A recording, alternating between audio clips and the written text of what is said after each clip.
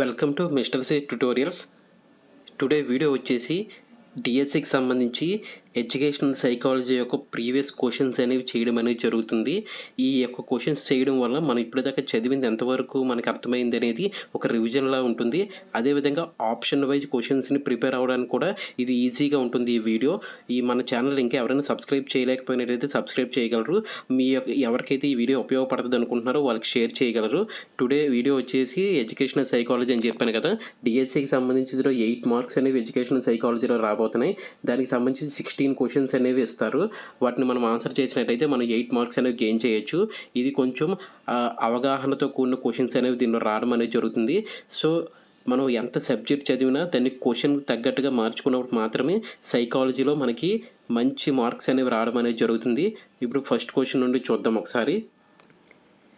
ఈ యొక్క Lawrence Kohlberg నైతిక వికాస సిద్ధాంతం ప్రకారం 14 సంవత్సరాల నుండి వయోజన దశ వరకు ఉండే స్థాయిని ఏమని పిలుస్తారని అడిగారు. దానికి ఆన్సర్ వచ్చేసి ఉత్తర సాంప్రదాయ దశ. అయితే ఇలా ఆన్సర్ క్వశ్చన్ చదివితే మనకి ఏ ఉపయోగం ఉండదు. దానికి సంబంధించి మొత్తం ఇన్ఫర్మేషన్ అంతా తెలుసుకున్నప్పుడు వాటి నుండి బిట్ వచ్చే అవకాశం అనేది ఉంది. ఈ యొక్క కోల్బర్గ్ నైతిక వికాస సిద్ధాంతంలో మనకి 3 దశలు అనేవి ఉంటాయి కదా. పూర్వ సాంప్రదాయ దశ, సాంప్రదాయ దశ, ఉత్తర సాంప్రదాయ దశ ఉంటుంది. దాన్ని మళ్ళీ 6 స్టేజ్లుగా దాన్ని వర్గీకరించడం జరుగుతుంది. ఈ పూర్వ సాంప్రదాయ దశకు వచ్చేసరికి 2 స్టేజెస్ ఉంటాయి. Stage 1, stage 2. స్టేజ్ 1 వచ్చేసేసి శిక్షా విధేయతకి సంబంధించి, స్టేజ్ 2కి సంబంధించి సహజ సంతోష అనుసరణ దశ అనేది ఉంటుంది. ఈ 2 కూడా పూర్వ సాంప్రదాయ దశకి సంబంధించినవి. మరి సాంప్రదాయ దశకు వచ్చేసరికి స్టేజ్ 3, స్టేజ్ 4 అనేవి ఉంటాయి.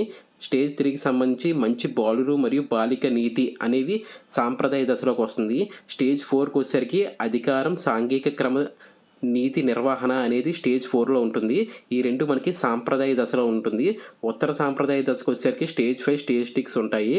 స్టేజ్ 5కి సంబంధించి ఒప్పందాలు, వ్యక్తిగత హక్కులు, ప్రజాస్వామ్య చట్టబద్ధ నీతి, ఈ స్టేజ్ 5లో ఇవన్నీ కూడా ఉంటాయి. స్టేజ్ 6కి సంబంధించి అంతరాత్మ నీతి, వ్యక్తిగత సూత్రాలు అనే అంశాన్ని ఇందులో ఉండడం జరుగుతుంది. ఈ విధంగా కోల్బర్గ్ నైతిక వికాస సిద్ధాంతంలో 3 దశలు: పూర్వ సాంప్రదాయ దశ, సాంప్రదాయ దశ, ఉత్తర సాంప్రదాయ దశ. దానిలో మళ్ళీ 6 స్టేజ్లు. ఇవన్నీ కూడా గుర్తుపెట్టుకున్నట్టయితే ఇందులో ఒక క్వశ్చన్ వచ్చే అవకాశం అనేది ఉంది.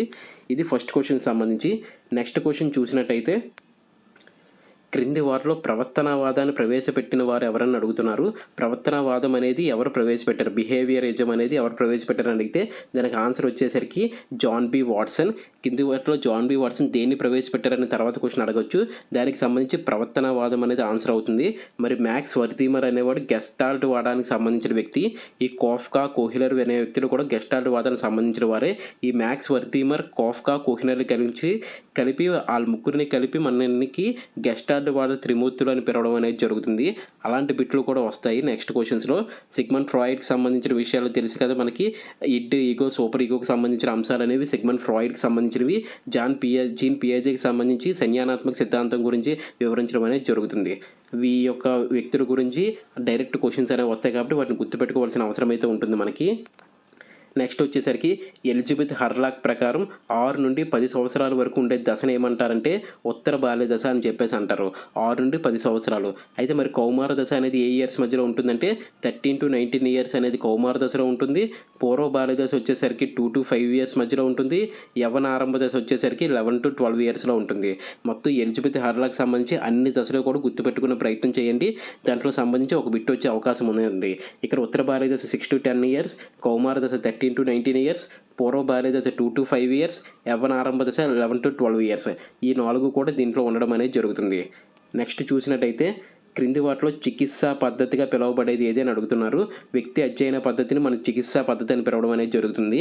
కింది వాటిలో వ్యక్తి అధ్యయన పద్ధతికి మరో పీరియడ్ అని అడిగే అవకాశం ఉంది. నెక్స్ట్ దానికి చికిత్సా పద్ధతి లేదా సెల్ఫ్ స్టడీ కేర్ ఉంటుంది కదా, దానికి సంబంధించింది. ప్రయోగాత్మక పద్ధతిని ఏమంటారంటే శాస్త్రీయ పద్ధతి. అంటే ఎక్కువ కాలం ఉపయోగించేది ఈ ప్రయోగాత్మక పద్ధతిని. నెక్స్ట్ చూసినట్టయితే అనుదైర్ఘ్య పద్ధతి అనేది లాంగిట్యూడినల్ పద్ధతికి సంబంధించింది. సహసంబంధ అధ్యయనం అంటే ఏంటంటే ఆ రెండింటికి మధ్య ఉన్న సంబంధాన్ని అధ్యయనం చేసే పద్ధతిగా చెప్పడం అనేది జరుగుతుంది. ఈ విధంగా ప్రతి పద్ధతి గురించి మనం తెలుసుకోవాల్సిన అవసరం అయితే ఉంది. నెక్స్ట్ క్వశ్చన్ చూసినట్టయితే, ఎరిక్సన్ మనోసాంఘిక వికాస సిద్ధాంతం ప్రకారం శ్రమించడం, నూన్యత అనేది ఎందులో ఉంటుందని అడిగాడు. పాఠశాల దశలో మనకి శ్రమించడం, న్యూనత అనే భావాలనేవి ఉంటాయి. మరి క్రీడా దశలో ఏముంటుందంటే చొరవ మరియు అపరాధ భావం అనేది ఉంటుంది. ఈ క్రీడా దశ 3-5 ఇయర్స్ మధ్యలో ఉంటుంది. దాంట్లో చొరవ వర్సెస్ అపరాధ భావం అనేది ఉంటుంది. ఈ పాఠశాల దశకొచ్చేసరికి మనకి పాత్ర గుర్తింపు వర్సెస్ పాత్ర సందిగ్ధం అనే ఆన్సర్ ఉంటుంది. ఈ యొక్క కౌమార దశకు సంబంధించి. పాఠశాల దశలో మనకేముంది శ్రమించడం మరియు న్యూనత అనేది ఉంది కదా, అది పాఠశాల దశకు సంబంధించింది. ఈ కౌమార దశకు సంబంధించి పాత్ర గుర్తింపు వర్సెస్ పాత్ర సందిగ్ధం ఉంటుంది. ఈ యొక్క ఏజ్ లిమిట్ వచ్చేసరికి 12-20 ఇయర్స్ మధ్యలో కౌమార దశ అనేది రావడం జరుగుతుంది. ఈ యొక్క వయోజన దశకు వచ్చేసరికి పూర్వ వయోజన దశ ఉంటుంది, ఉత్తర వయోజన దశ ఉంటుంది. పూర్వ వయోజన దశలో మనకి సాన్నిహిత్యం వర్సెస్ ఏకాంతం అనేది ఉంటుంది. అది 20-30 ఇయర్స్ మధ్యలో ఉంటుంది. మరి ఉత్తర వయోజన దశకు వచ్చేసరికి ఉత్పాదత వర్సెస్ స్తబ్దత ఉంటుంది. అది 30-60 ఇయర్స్ మధ్యలో ఉండడం జరుగుతుంది. ఇవన్నీ కూడా దీనికి సంబంధించినవే. మనోసాంఘిక సిద్ధాంతానికి సంబంధించి ఎరిక్సన్ యొక్క పాఠశాల దశ అయితే మాత్రం శ్రమించడం న్యూనత గుర్తుపెట్టుకోండి. క్రీడా దశకు సంబంధించి చొరవ వర్సెస్ అపరాధ భావం, కౌమార దశకు సంబంధించి పాత్ర గుర్తింపు వర్సెస్ పాత్ర సందిగ్ధత, వయోజన దశకు సంబంధించి సాన్నిహిత్యం వర్సెస్ ఏకాంతం, ఉత్పాదత వర్సెస్ స్తబ్దత. వీటి నుండి ఏదో ఒక బిట్ వచ్చే అవకాశం అయితే ఉంది. నెక్స్ట్ క్వశ్చన్ చూసేసరికి ఒక వ్యక్తి సంరచన, ఆలోచన లేదా ప్రవర్తనలో మార్పులు రావడం ఇది జీవ సంబంధిత పరిసర ప్రభావం వల్ల వస్తుంది అనే వికాసాన్ని ప్రవచించింది ఎవరంటే క్రైగ్ అనే వ్యక్తి దీని గురించి చెప్పడం అనేది జరిగింది. అదేవిధంగా నిర్వచనాలు అనే విషయం నుండి కూడా ఒక్కొక్క బిట్ వచ్చే అవకాశం ఉంది. ఇంపార్టెంట్ నిర్వచనాలు ఏమైతే ఉన్నాయో వాటిని ఒకసారి చూసుకోగలరు. నెక్స్ట్ చూసినట్టయితే ప్రజ్ఞనందు సామాన్య కారకం జీ మరియు నిర్దిష్ట కారకం ఎస్లను ప్రతిపాదించిన వారు ఎవరంటే స్పియర్మెన్. ఇలాంటివన్నీ కూడా ప్రజ్ఞకు సంబంధించి ఎక్కువగా ప్రతిపాదించింది ఏమైనా ఉందంటే అది స్పియర్మెన్కి సంబంధించింది. తర్వాత చూసినట్టయితే గిల్ఫర్డ్ అనేవాడు ప్రజ్ఞ గురించి ఏం చెప్తారంటే విభిన్న ఆలోచన, సృజనాత్మకత, సమైక్య ఆలోచన ప్రజ్ఞ అని అన్నవాడు ఎవడంటే గిల్ఫర్డ్ అని గుర్తుపెట్టుకోండి. ఇదే బిట్ డైరెక్ట్గా ఇస్తాడు. విభిన్న ఆలోచన, సృజనాత్మకత, సమైక్య ఆలోచన ప్రజ్ఞ. ఇన్ని ఎవరు నిర్వచించారంటే గిల్ఫర్డ్ అనేవాడు నిర్వచించడం జరిగింది. అమూర్త ఆలోచన, సర్దుబాటు చేసుకునే సామర్థ్యమే ప్రజ్ఞ అన్నవాడు ఎవరంటే వెస్ట్నర్ అంటాడు. అమూర్త ఆలోచన, సర్దుబాటు చేసుకున్న సామర్థ్యమే ప్రజ్ఞ అని దాని యొక్క నిర్వచనం అయితే ఇవ్వడం జరిగింది. ఇక్కడ మనకు వచ్చిన బిట్తో పాటు దాని చుట్టుపక్కల ఉన్న ఆన్సర్స్ కూడా చూసుకున్నట్టయితే అవే ఎగ్జామ్లో వచ్చే అవకాశం ఉంది. ప్రతి సింగిల్ బిట్ కూడా మన ఎగ్జామ్ యొక్క రిజల్ట్ డిసైడ్ చేస్తుంది కాబట్టి ఇవన్నీ నేర్చుకోవాల్సిన అవసరం అయితే ఉంటుంది. నెక్స్ట్ క్వశ్చన్ చూసేసరికి ఒక వ్యక్తికి ఒక కృత్యం లేదా విషయం అతి ముఖ్యమనిపించే ఒక అనుభూతిని ఎలా పిలుస్తారో అని అడుగుతున్నాడు. అభిరుచి అంటే ఒక వ్యక్తికి చాలా అవసరమైనది అభిరుచి. వైఖరి అంటే ఏంటంటే ఒక వ్యక్తి ఒక వస్తువు మీద తన యొక్క అభిప్రాయాన్ని తెలియజేసేదాన్ని వైఖరి అంటారు. సహజ సామర్థ్యం అంటే వాళ్ళకి పుట్టుకతోనే వచ్చే సామర్థ్యం సహజ సామర్థ్యం అంటారు. ప్రజ్ఞ అంటే ఏంటంటే వాళ్ళ యొక్క ఆలోచన విధానాన్ని ప్రజ్ఞ అంటారు. ప్రజ్ఞ అనేది ఎక్కువగా ఉంటుంది, అది సృజనాత్మకతకు దారితీస్తుంది.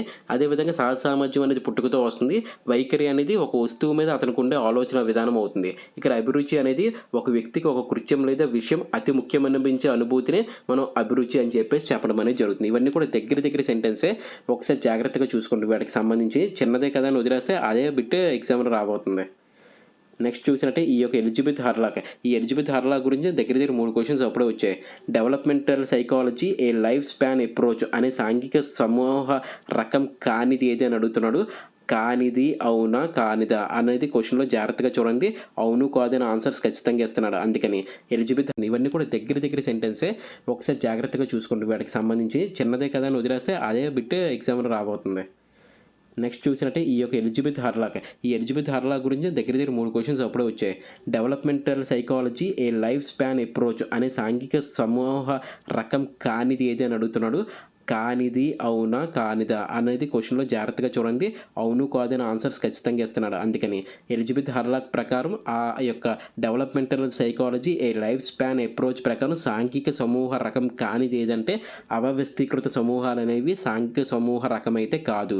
క్లిక్స్ కానీ, గుంపులు కానీ, ముఠాలు కానీ ఇవన్నీ కూడా ఎలిజబెత్ హర్లాక్ పుస్తకం ప్రకారం సాంఘిక సమూహ రకం కింద వస్తాయి. వీటిని కూడా గుర్తుపెట్టుకోండి. ఎందుకంటే కింది వాటిలో సాంఘిక సమూహ రకం అయినది ఏది అని అడగచ్చు. అందులో ఈ ఆప్షన్స్ ఇవ్వచ్చు, క్లిక్స్ కానీ, గుంపులు కానీ, ముఠాలు కానీ. అప్పుడు ఇది మనకు ఉపయోగపడుతుంది ఈ క్వశ్చన్ అనేది. నెక్స్ట్ చూసినట్టయితే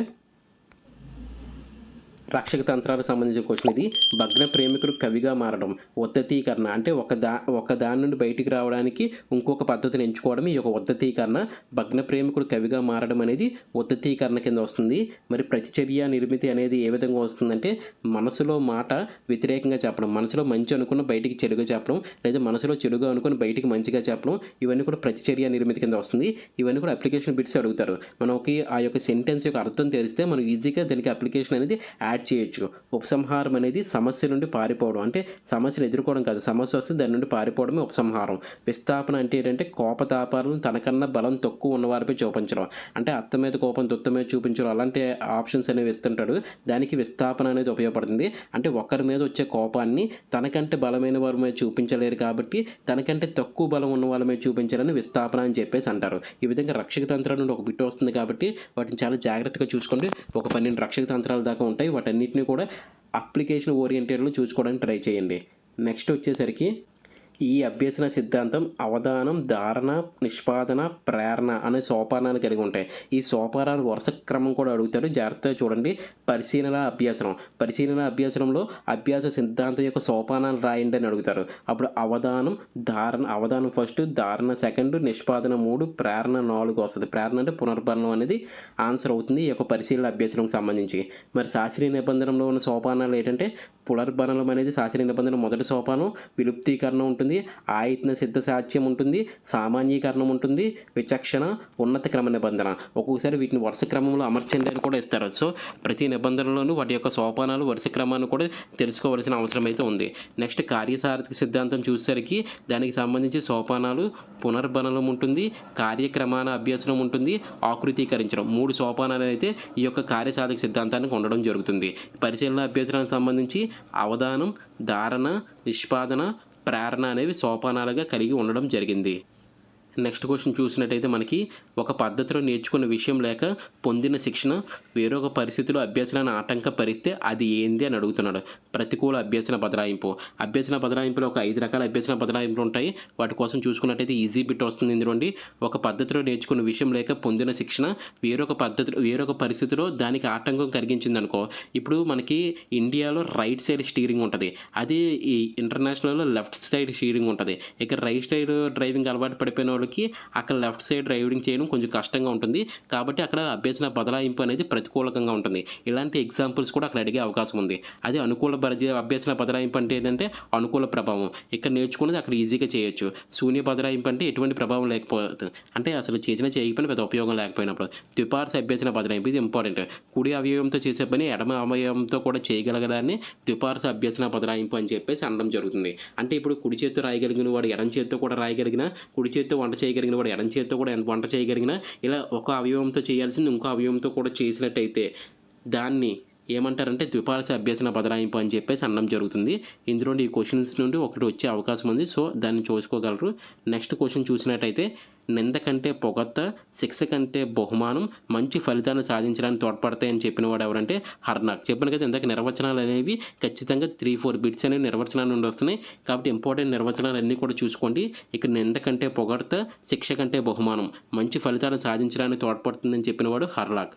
నెక్స్ట్ క్వశ్చన్ వచ్చేసరికి అప్లికేషన్ బిట్. కరెంటు తీగలను ఉత్త చేతులతో ముట్టుకుంటే షాక్ కొడుతుందని, మందంగా ఉన్న ప్లాస్టిక్ గాజులు వేసుకొని ముట్టుకుంటే, గ్లౌజులు వేసుకొని ముట్టుకుంటే షాక్ కొట్టదని తెలుసుకోవడం ఎటువంటి భావనా సూత్రం అని అడుగుతున్నాడు. ఇది ఒక విచక్షణ, అంటే ఆల్రెడీ షాక్ కొట్టి ఉంటుంది. సో వాళ్ళకి విచక్షణ అనేది రావడం అనేది జరిగింది. ఇక్కడ చూసినట్టయితే ప్రత్యేకం నుండి సాధారణీకరణం అంటే ఏంటంటే ఒక వ్యక్తికి సంబంధించింది ప్రత్యేకంగా చూడడం, ఇది అందరికీ బదలాయించడానికి సాధారణీకరణం అంటారు. అలాంటి విషయాల మీద ఏదైనా అప్లికేషన్ ఇస్తే ప్రత్యేకం నుండి సాధారణీకరణం రాస్తాడు. తర్వాత సాధారణీకరణం నుండి ప్రత్యేకం అంటే అందరికీ ఉపయోగపడే విషయం ఒక్కరి కోసం తీసుకురావడాన్ని సాధారణీకరణం నుండి ప్రత్యేకం అంటారు. మినహాయింపు ఆ విషయం నుండి ఒక వ్యక్తిని మినహాయించడం లేదా ఒక వస్తువును మినహాయించడాన్ని మినహాయింపు అని అనడం జరుగుతుంది. అక్కడ ఇచ్చిన అప్లికేషన్ బట్టి మన యొక్క ఆప్షన్స్ అనేవి ఎంచుకోవడం అనేది జరగాలి. నెక్స్ట్ చూసినట్టయితే ఈ గెస్టాల్ట్ నియమం ఒకేలా ఉండే అంశాలను ఒక సమూహంగా చూడడాన్ని ఏమంటారంటే సామ్య నియమం అంటారు. అంటే ఒకేలాగా ఉంటాయి కదా, అలాంటి వాటి అన్నింటినీ కూడా సామ్య నియమం. దగ్గర ఉన్న వాటికి సామీప్య నియమం అని చెప్పి తీసుకోవడం అనేది జరుగుతుంది ఈ గెస్టాల్ట్ వాడడంలో.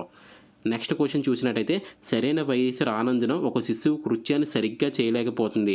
ఇందులో ఇమిడి ఉన్న అభ్యసనాన్ని ప్రభావితం చేసే కారకం ఏంటంటే వాడికి వయసు రాలేదు కాబట్టి ఆ విషయం చేయలేకపోతున్నాడు. ఇది శారీరక పరమైంది. ఒకవేళ దాని చుట్టూ ఉన్న పరిస్థితుల వల్ల చేయలేకపోతే పరిసర పరమైంది. ఒకవేళ అక్కడ ఉన్న సాంఘిక అంశాల వల్ల చేయలేకపోతే సాంఘిక పరమైనవి. అతనికి ఏంటంటే అతను సొంతంగా చేసుకోలేకపోతే నైతికపరమైన ఇబ్బందులు అయితే వచ్చినట్టు చెప్పవచ్చు. అయితే ఇక్కడ వయసు రాలేదు కాబట్టి అది శారీరక పరమైన అభ్యసన లోపంగానే చెప్పడానికి అవకాశం ఉంది. ఈ బిట్ యొక్క ఆన్సర్ ఆ విధంగా ఉంటుంది. నెక్స్ట్ క్వశ్చన్ చూసినట్టయితే క్రింది వాటిలో మానసిక చలనాత్మక రంగానికి సంబంధించింది ఏంటంటే సునిశ్చితత్వం అనేది మానసిక చలనాత్మక రంగానికి సంబంధించిన అంశము. తర్వాత శీలస్థాపన ఏంటి, అవగాహన ఏంటి, ప్రతిస్పందించడం ఏంటి, అవగాహనకు సంబంధించి ఏ రంగం కింద వస్తుంది, ఎన్ని రంగాలు ఉన్నాయి, ఈ క్వశ్చన్స్ అన్నీ చూసుకున్నట్టయితే మనకు అందులో ఒక బిట్ వచ్చే అవకాశం అయితే ఉంది. నెక్స్ట్ చూసినట్టయితే పూర్వజ్ఞానం కలిగిన విషయాలను అభ్యసించేటప్పుడు ఏర్పడే అభ్యసన వక్రరేఖ రెండు ఉంటాయి కదా, కుంభాకార పుటాకార. పూర్వజ్ఞానానికి సంబంధించి కుంభాకార వక్రరేఖ అనేది అభ్యసించేటప్పుడు ఏర్పడే వక్రరేఖ కుంభాకార వక్రరేఖ. ఆ విషయం గుర్తుపెట్టుకోండి.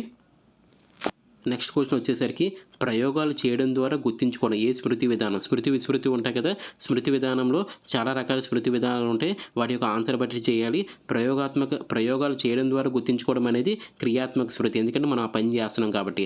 బట్టి స్మృతి అంటే ఏంటంటే అర్థం కాకపోయినా గుడ్డిగా కంఠస్థం చేయడానికి బట్టి స్మృతి అంటారు. అదేవిధంగా స్వల్పకాలిక స్మృతి అంటే ఏంటంటే 20 to 30 సెకండ్స్లో స్మృతి పదంలో ఉండడాన్ని స్వల్పకాలిక స్మృతి అంటారు. తక్షణ స్మృతి అంటే ఏంటంటే వెంటనే గుర్తురావడం తక్షణ స్మృతి అంటారు. ఈ విధంగా స్మృతి రకాలు బట్టి మనకి ఇచ్చిన ఆన్సర్ బట్టి దాన్ని ఎంచుకోవాల్సి ఉంటుంది. తర్వాత ప్రతి అభ్యాసకుడు అభ్యసన వైఖరి అంశాలను తనదైన ప్రత్యేక విధానంలో నేర్చుకుంటాడు. దీన్ని ఏమంటారంటే అభ్యసన శైలి. అంటే ఆ అభ్యాసకులు అందరూ ఒకేలాగా ఉండరు. ఒకరు స్లోగా నేర్చుకుంటారు, ఒకరు ఫాస్ట్గా నేర్చుకుంటారు, ఒకరు ఈజీగా అన్వయం చేసుకోగలరు, కొంతమంది అవగాహన చేసుకోగలరు, కొంతమంది బట్టి పడతారు. ఇలా అభ్యసన శైలి ఒకరికొకరికి డిఫరెంట్గా ఉంటుంది. అదే క్వశ్చన్ అడిగారు, దాని యొక్క ఆన్సర్ ఆ విధంగా ఉంది. నెక్స్ట్ క్వశ్చన్ చూసినట్టయితే నెటికెట్స్ అనగానే ఏమిటి అని అడుగుతున్నాడు. అంతర్జాల వినియోగంలో పాటించవలసిన నియమాలనే మన నెటికెట్స్ అని చెప్పేసి అనడం అనేది జరుగుతుంది. ఇలాంటి బిట్స్, స్టాండర్డ్ బిట్స్ ఇలాంటివి గుర్తుపెట్టుకుంటే సరిపోతుంది. అంతర్జాతీయ బాలల హక్కుల దినోత్సవం ఎప్పుడు జరుపుకుంటారంటే నవంబర్ 20వ తేదీన మనకి అంతర్జాతీయ బాలల హక్కుల దినోత్సవాన్ని జరుపుకోవడం అనేది జరుగుతుంది. ఈ ఎన్సీఎఫ్ మీద డైరెక్ట్ బిట్స్ అనేవి 3-4 పడిపోతాయి. ఎందుకంటే మొన్న డివైఈఓ మెయిన్స్ ఎగ్జామ్లో కూడా ఎన్సీఎఫ్ 2005 మీద 4 క్వశ్చన్స్ రావడం అనేది జరిగింది. ఈ ఎన్సీఎఫ్ 2005 ప్రకారం బోధనమైన ఉద్దేశం అయితే మాత్రం జ్ఞాన నిర్మాణమే. తర్వాత రైట్ టు ఎడ్యుకేషన్ యాక్ట్ 2009లో సెక్షన్ల సంఖ్య ఎంత అని డైరెక్ట్గా అడుగుతున్నాడు. దానికి సంబంధించి 38 సెక్షన్స్ అయితే ఉన్నాయి. మొత్తం ఆర్టీఏ 2009లో ఎన్ని సెక్షన్స్ ఉన్నాయి? 38 సెక్షన్స్ ఉన్నాయి. ఆర్టీఏ ఎప్పుడు వచ్చింది? 2009. ఎప్పుడు నుండి అమల్లోకి వచ్చింది? 2010 ఏప్రిల్ 1 నుండి. అలాంటివి గుర్తుపెట్టుకుని ఇదే డివైఈఓ మెయిన్స్లో ఇచ్చిన ఎగ్జామ్లో క్వశ్చన్ ఇది. ఎన్ఈపీ 2020 ప్రకారం ఎన్ని విద్యా స్థాయిలు ఉన్నాయంటే 5+3+3+4. ఇది ఇలా డైరెక్ట్గా అందులో కూడా రావడం అనేది జరిగింది. సో ఈసారి డిఎస్సిలో కూడా ఏదో ఒక షిఫ్ట్లో ఈ క్వశ్చన్ అనేది వస్తుంది. నేషనల్ ఎడ్యుకేషన్ పాలసీలో విద్యా స్థాయిలు ఏంటి అని అడుగుతున్నాడు. 5+3+3+4 అనేది విద్యా స్థాయిలుగా ఉండడం అనేది జరిగింది. నెక్స్ట్ ఈ యొక్క అబ్రివేషన్స్ ఉన్నాయి కదా, జాగ్రత్తగా అబ్రివేషన్స్ చూసుకోండి. ప్రతి వర్డ్ కూడా ఇందులో ఇంపార్టెంటే. ఈసిసిఈని విస్తరించండి అంటే early childhood care and education అనేది దీని యొక్క విస్తరణ. ఈ యొక్క ఏంటంటే స్టాండ్స్ అంటే అబ్రివేషన్స్ నేర్చుకున్నప్పుడు ఇంగ్లీష్లోనే నేర్చుకోవడానికి ట్రై చేయండి, తెలుగులో దాన్ని విడగొట్టడానికి ట్రై చేయకండి. Early child care and evolution, early child council of education, early childhood council and education, 6 ఎండ్లు కూడా ఇక్కడ ఇంపార్టెంటే. అందుకని early childhood care and education అనేది ఈసీసీఏ యొక్క ముఖ్యమైన ఉద్దేశము. అదే దాని యొక్క విస్తరించిన రూపం, అది డైరెక్ట్ గుర్తుపెట్టుకోండి ఇలాంటివి. దాని తర్వాత స్వయం అనే ప్రోగ్రామాన్ని నడుపుతున్న సంస్థ ఏంటంటే మినిస్ట్రీ ఆఫ్ ఎడ్యుకేషన్ అనేది స్వయం అనే ఒక కార్యక్రమాన్ని నడుపుతుంది. ఇలాంటి ప్రోగ్రామ్స్ రీసెంట్గా కరెంట్ అఫైర్స్లో ఉన్న ప్రోగ్రామ్ గురించి కూడా అడిగే అవకాశం ఉంది. సిడి అనగానేమి, కాంపాక్ట్ డిస్క్, ఇది ఎప్పటి నుండో తెలిసిన క్వశ్చన్ ఇది. ఇలాంటి ఈజీ క్వశ్చన్స్ కూడా ఒక్కోసారి వచ్చే అవకాశం అనేది ఉంది. నెక్స్ట్ చూసినట్టయితే స్కఫోల్డింగ్ని పరిచయం చేసిన వారు ఎవరంటే వైగాట్స్కీ అనేవాడు మనకి స్కఫోల్డింగ్ అనేదాన్ని పరిచయం చేశారు. అసలు స్కఫోల్డింగ్ అంటే ఏంటంటే వ్యక్తులు ఇతరులపై ఆధారపడి ఉండే భావనను స్కఫోల్డింగ్ అని చెప్పేసి అంటారు. స్కఫోల్డింగ్ అంటే ఎవరైనా వ్యక్తి ఇతరులపై ఆధారపడ్డారనుకో, ఇప్పుడు ఎంపీకేలో ఉంటారు కదా, అంటే ఎవరంటే టీచర్స్ కానీ ఇంట్లో పేరెంట్స్ కానీ ఇవన్నీ కూడా మనం వాళ్ళ మీద ఆధారపడే వాళ్ళమే. ఇలా ఆధారపడే భావననే మనం స్కఫోల్డింగ్ భావన అని చెప్పేసి అంటారు. అందులో ఇన్స్ట్రక్షనల్ స్కఫోల్డింగ్ అనే భావన ప్రవేశపెట్టిన వాడు బ్రోనర్ అనేవాడు ఇన్స్ట్రక్షనల్ స్కఫోల్డింగ్ గురించి వివరించడం అనేది జరిగింది. ఇది ఈ క్వశ్చన్కి సంబంధించింది. నెక్స్ట్ క్వశ్చన్ చూసినట్టయితే అపెక్స్ అనేది క్రింది దానికి ఉదాహరణ. ఫోరం అనేదానికి అపెక్స్ అనేదానికి ఏది ఉదాహరణ అంటే ఫోరం. బ్లాగ్ కాదు, గూగుల్ క్లాస్ రూమ్ కాదు, ట్విట్టర్ కాదు, ఫోరం అనేది మనకి అపెక్స్ అనేదానికి ఉదాహరణగా చెప్పడం అనేది జరుగుతుంది. ఇలా ఈరోజు టుడే 30 క్వశ్చన్స్ గురించి డిస్కస్ చేయడం జరిగింది. ఇప్పుడు డిస్కస్ చేసిన దాంట్లో అవే బిట్లు రావచ్చు, వాటి చుట్టుపక్కల ఉన్న బిట్లు రావచ్చు, మ్యాక్సిమం ఉన్నదంత వరకు కవర్ చేసాం. ఇందులో నుండి మీ యొక్క ఎగ్జామ్లో మీ యొక్క షిఫ్ట్లో 1 to 2 మార్క్స్ వచ్చే అవకాశం అయితే ఉంది. సో ఒకసారి మళ్ళీ రివైండ్ చేసి మళ్ళీ ఫస్ట్ నుండి చూడండి. ఎవరికి అర్థమైనా మళ్ళీ ఇంకొకసారి చూడండి, ఎందుకంటే ఇవి అలా డైరెక్ట్ బిట్స్ వచ్చే అవకాశం అయితే ఉంది కాబట్టి. తర్వాత ఇంకా ఎవరికైనా ఈ వీడియో అవసరమని భావిస్తే మీరు ఆ వీడియోని షేర్ చేయగలరు. అదేవిధంగా ఇంకా ఎవరైనా ఛానల్ సబ్స్క్రైబ్ చేయలేకపోయినట్టయితే సబ్స్క్రైబ్ చేయగలరు. థ్యాంక్ యూ సో మచ్ అండి.